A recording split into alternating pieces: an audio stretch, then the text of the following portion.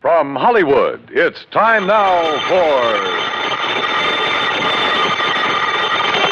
Johnny Dollar. Earl Poorman. Hi, Earl. How are things down in sunny Florida? How soon can you come down here, Johnny? You got troubles? Yes, over a $2,000 insurance claim. Oh, now wait, Earl. How can you justify my fee and expense account on a claim as small as that? Johnny. Yeah? The responsibilities of an insurance company sometimes involve far more than just collecting premiums and paying off on claims. Well, sure. Keeping your clients happy, a little good old public service now and That's then. right. Even a little attention to our national security. Sure. But on such a small policy, I still don't see how you can justify national security. Yes, Johnny.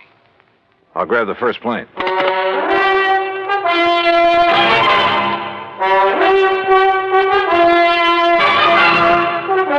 Bob Bailey in the exciting adventures of the man with the action-packed expense account, America's fabulous freelance insurance investigator. Yours truly, Johnny Dollar. And now, Act One of yours truly, Johnny Dollar.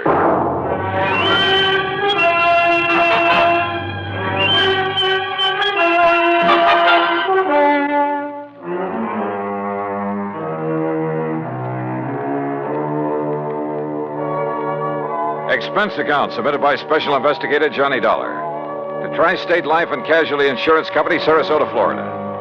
Following is an account of expenses incurred during my investigation of the Wayward Moth matter.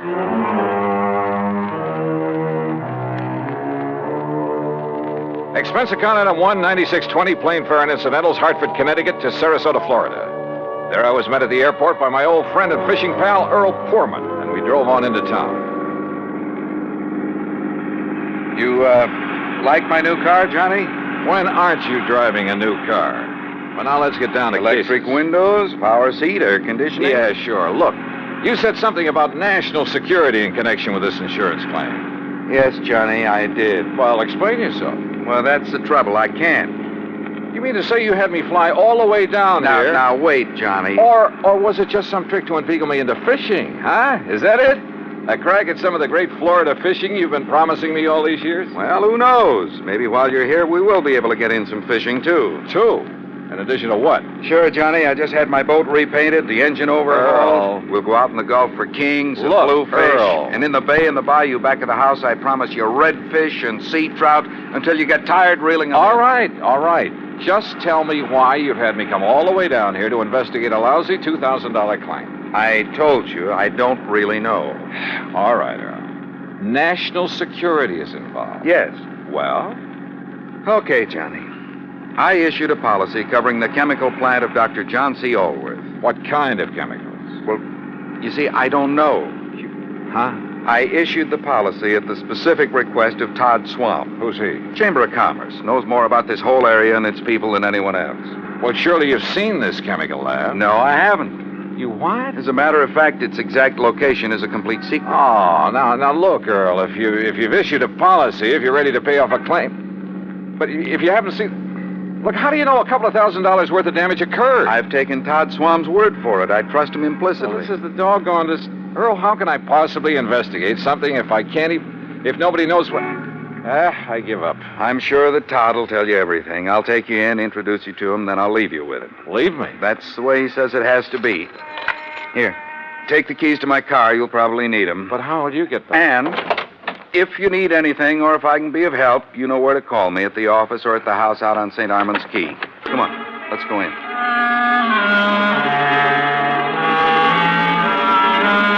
Todd Swam is a young, pleasant, aggressive sort of chap. Serious, alert, receptive. He thanked Earl for bringing me, then led me alone into his private office.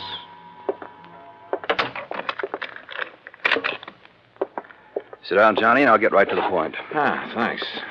I know all about you, at least all I need to know. Not only from Earl Poorman, but from a lot of the cases you've handled. Well, then you went up on me. I also know that on occasion you've handled security matters, worked hand in glove with the FBI and so on. So? All right. My job here is not only to promote Sarasota, tell the world what a nice place it is to live, nice people, good homes, ideal climate. Great fishing. Yes, fishing, boating, just about everything. Okay, I'm sold. But what about this Dr. John Allworth? My job is also to be of whatever service I can to the people of the city. All right. Dr. Allworth has lived here for years. Chemist, retired. Until recently, that is. Well, go on. Now, in his small laboratory, carefully hidden in the swamps of the Everglades, for security reasons, Dr. Ulworth is producing an important rocket fuel ingredient. Oh? For use at one of the testing centers here in Florida. Cape Canaveral? He and his assistant work entirely alone, for obvious reasons. Look, Earl says there's been some damage at his place. That's why I asked him to have you come down. But only here. a couple of $1,000 worth. That is beside the point, Johnny. I think it's a case of sabotage. But if nobody's even permitted to know where the place is. And if you're ready, we'll go out there right away. Okay? Right.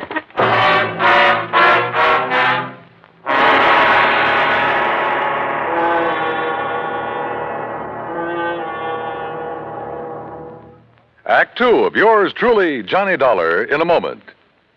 And now, Act Two of yours truly, Johnny Dollar, and the Wayward Moth matter.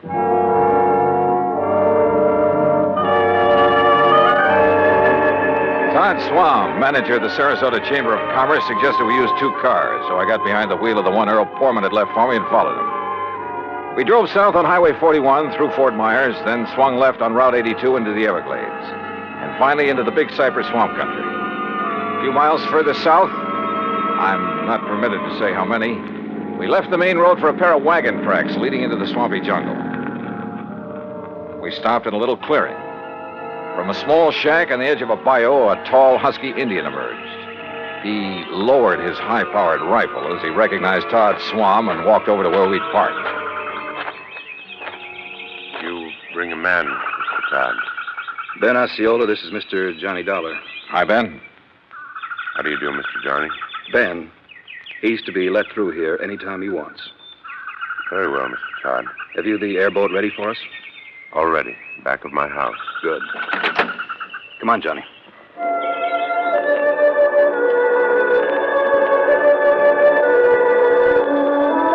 The airboat, parked on the edge of a bayou back of Ben Osceola's shack, was an aluminum hull about 12 foot long, square across the bow instead of pointed.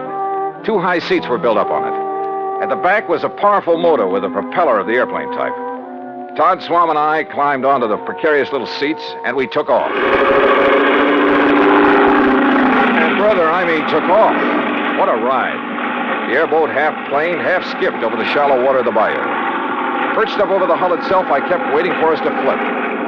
After a quarter mile or so, we came on a vast plain of soggy, grassy marshland, splotched here and there with patches of clear water. Now and then, on half-submerged logs, big turtles quickly drew in their heads as we approached. More than once, a huge alligator gave us the beady eye, then quietly sank below the surface of a shallow pool. Plenty of rattlers and cottonmouths around here, too. Thanks a lot. Finally, we pulled up to an acre or so of brush and trees that looked almost like an island in the middle of the swamp. On it sat a long, low building made of concrete block. This is the place, Johnny. Unless you'd like to ride around a bit more. No, thanks.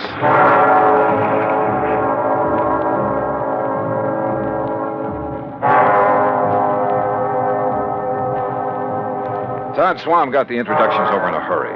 Dr. Allworth, a short, wiry old man with sharp features and a shock of white hair, led us into the laboratory building.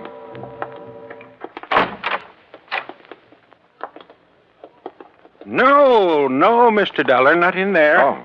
No one is permitted in the laboratory except myself and my assistant. Oh, I'm sorry, Doctor. You lead the way. About your assistant, Dr. Ulworth. It was in the vault that the accident occurred. It was an accident. Of course it was. Who would possibly want to... Plenty of people, Doctor, and you know it. It may sound corny, but this whole country has enough enemy agents. You speak as though we were at war, Todd. Well, we're certainly in a Cold War. And speaking of agents... A moment, please, gentlemen, while I work the combination of this lock. This vault looks big enough for a bank. In it, I keep 2 things, Mr. Dollar.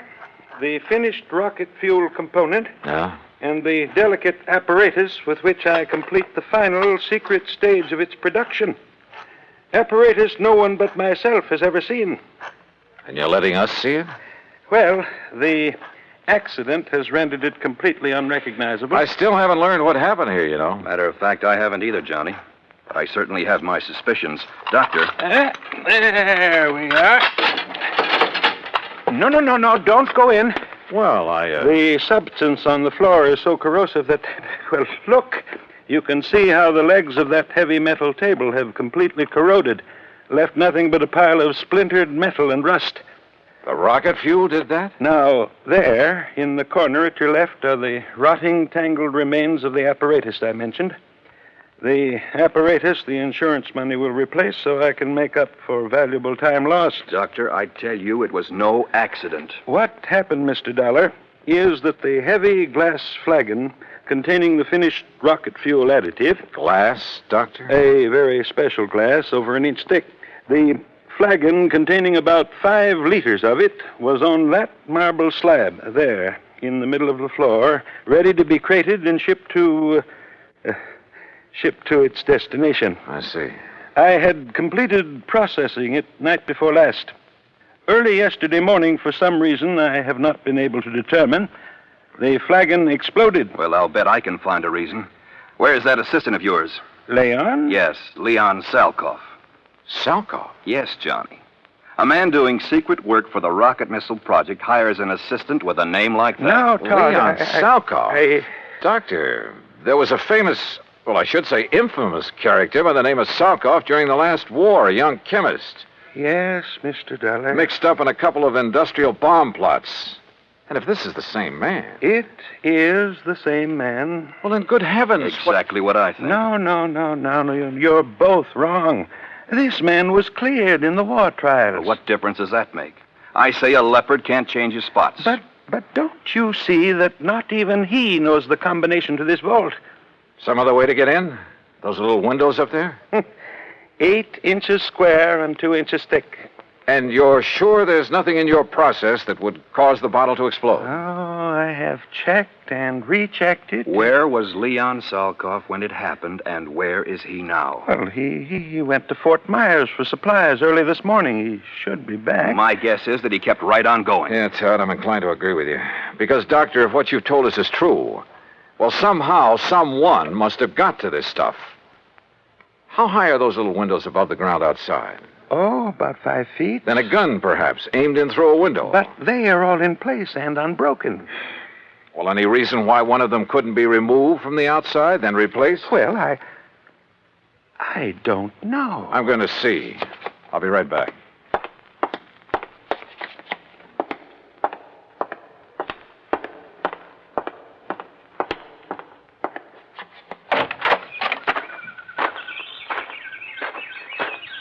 Stop! Don't move! What? Do not move, mister. Or I will shoot you right through the heart. Act 3 of yours truly, Johnny Dollar, in a moment.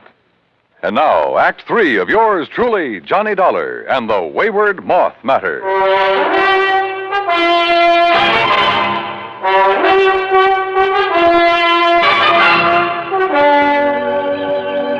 Put your hands above your head, mister. Now, wait. One move and I will pull this trigger. Who are you? I will ask the questions. What are you doing here? Where is Dr. Elworth? Answer me. Or so help me, I will shoot you down. Mr. Dollar! Mr. Dollar, did you find anything? Doctor! Stay there, Doctor. There's a man out here with a gun. What's that? No, don't come out here. Leon, no, that's Mr. Dollar. What? Johnny Dollar, insurance investigator, to arrange the payment of our claim. You're sure, Doctor? Of course I'm sure. Well, I recognized Mr. Swan's car at the shack of the Indian. But when I saw the other car, well, I was worried about you. No, it's all right. He's here to help us. Salkoff. So you finally decided to come back. Mr. Swan. What took you so long, Leon?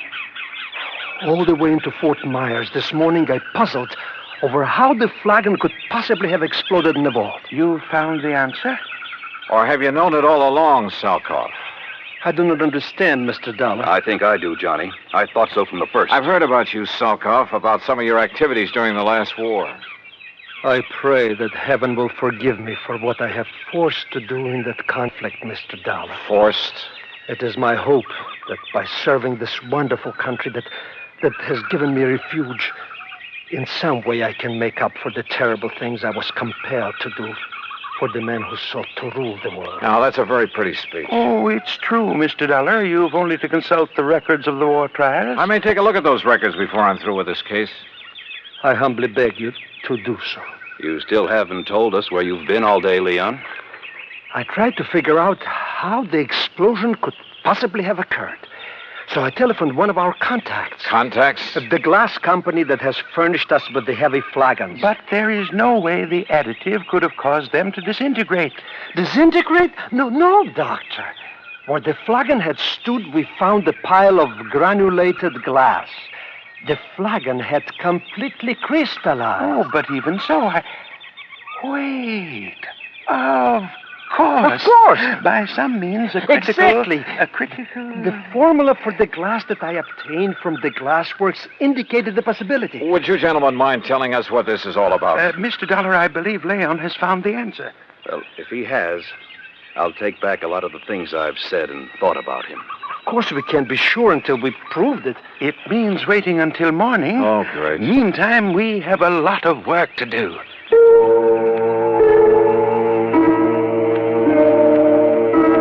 We spent most of the night working like dogs, swabbing out the vault with a powerful neutralizing solution. Then, early in the morning, the four of us gathered in the vault. A flagon like the first one was placed on the marble slab in the middle of the floor.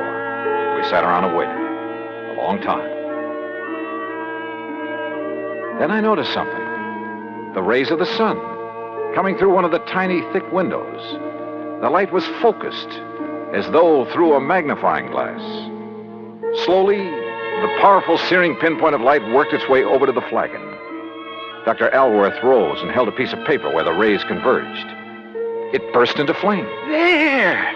Now you can see the tremendous heat generated at this point. Yes, and on the flagon itself. Exactly. The tempered thick glass wall of the bottle, tempered perhaps to a highly critical degree. But to crystallize, Doctor, the way the other one did? Leon, I still don't believe it. Well, many things will cause glass to crystallize. Vibrations of many kinds.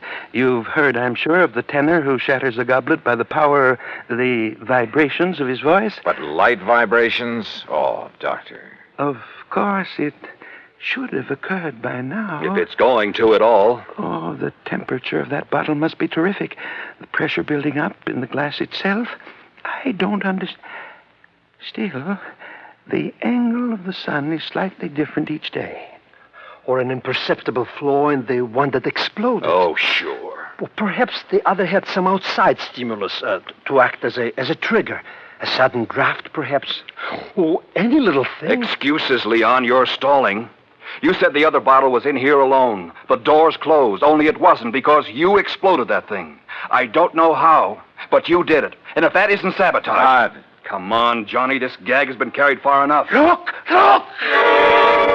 I saw it, too. A tiny moth, attracted by the blazing spot of light on the side of the flagon, where the focused rays of the sun converged.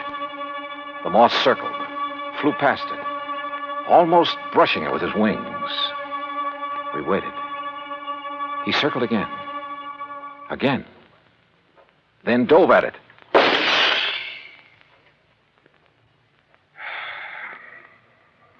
Well, Todd. Yes. Leon, I apologize.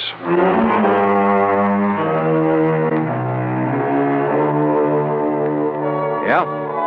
A tiny moth triggered the reaction that disintegrated, that crystallized that bottle into a million tiny grains like sand. And simply because of the difference in temperature of his little body. Seems impossible, but it happened. Expense account total, including the trip back to Hartford, $204 even. Remarks? Pay up this claim in a hurry, will you? The more help we can give to people like Dr. Alworth and Leon Salkoff, the better. Yours truly, Johnny Dollar.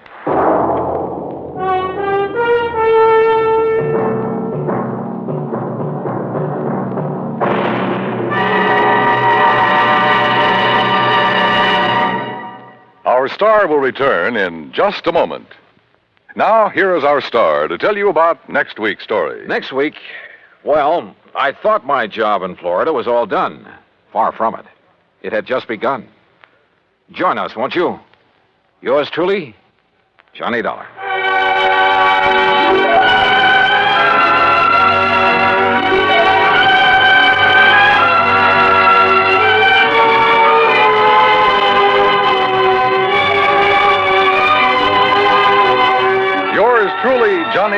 starring Bob Bailey, originates in Hollywood and is produced and directed by Jack Johnstone, who also wrote today's story. Heard in our cast were Vic Perrin, Herb Ellis, Paul Richards, Lou Merrill, and Leon Velasco. Be sure to join us next week, same time and station, for another exciting story of yours truly, Johnny Dollar.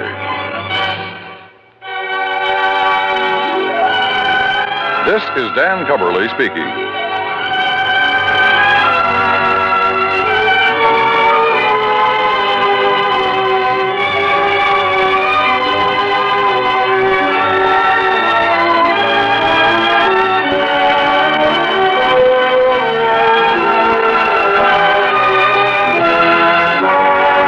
This is the United States Armed Forces Radio and Television Service.